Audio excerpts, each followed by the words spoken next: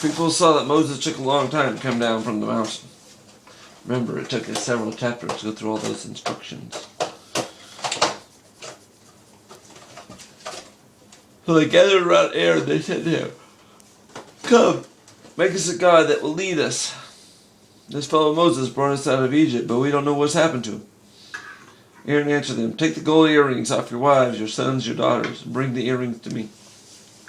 So all the people took off their earrings. They brought them to Aaron.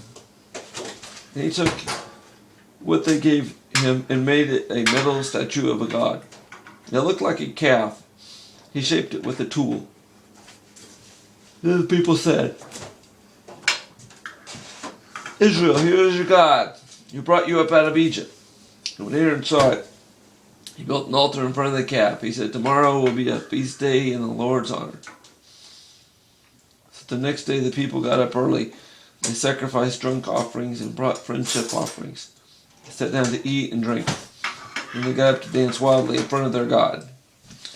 And the Lord spoke to Moses. He said, "Go down, your people you brought up out of Egypt have become very sinful. They have quickly turned away from what I commanded them. They have made themselves a statue of a god that looks like a calf. And they have bowed down to it and sacrificed to it. And they have said, 'Israel, here's your God who brought you up out of Egypt.' I've seen those people." The Lord said to Moses, "They are stubborn. Now, leave me alone. My anger will burn against them. I will destroy them. Then I'll make you into a great nation." But Moses asked the Lord God to show favor to the people. "Lord," he said, "why should your anger burn against your people?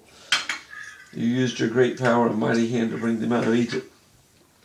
Why should the Egyptians say, 'He brought them out to hurt them'? He wanted to kill them in the mountains. He wanted to wipe them off the face of the earth. Turn away from your burning anger. Please take pity on your people. Don't destroy them. Remember your servants, Abraham, Isaac, and Israel.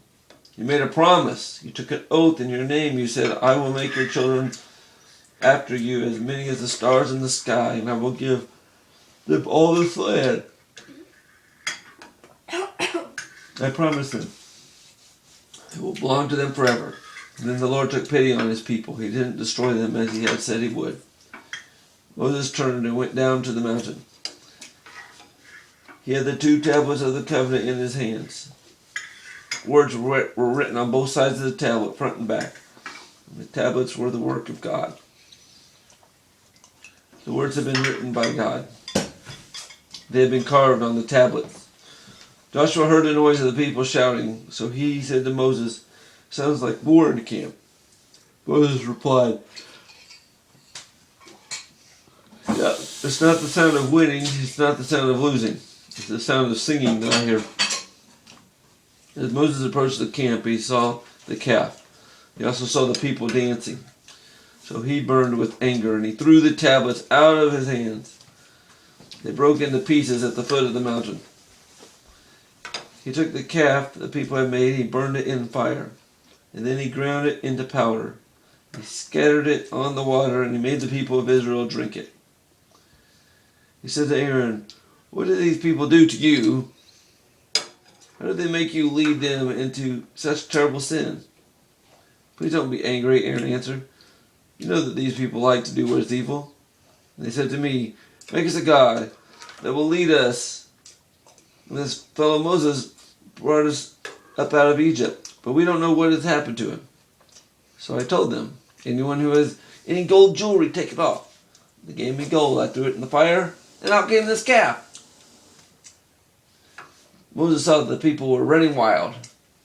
Aaron had let them get out of control. The people had become a joke to their enemies. Moses stood at the entrance to the camp. He said, "Anyone who is on the Lord's side, come to me." All of the Levites joined him. And then he spoke to them. He said, "The Lord, the God of Israel,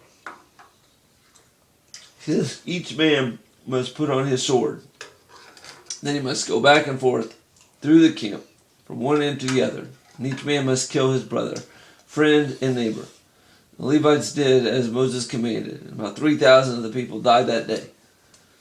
Then Moses said to the Levites, "You have been set apart for the Lord today. You stood against your own sons and brothers, and he has blessed you this day."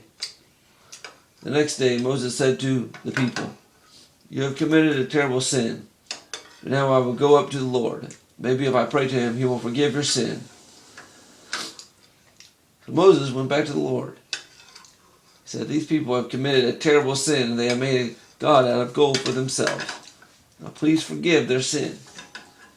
But if you won't, then erase my name from the scroll you have written." The Lord replied to Moses, "I will erase from my scroll only the names of those who have sinned against me. Now go, lead the people to the place I spoke about. My angel will go ahead of you, but when the time comes for me to punish, I will punish them for their sin." The Lord struck the people with a plague. That's because of what they did with the calf Aaron had made.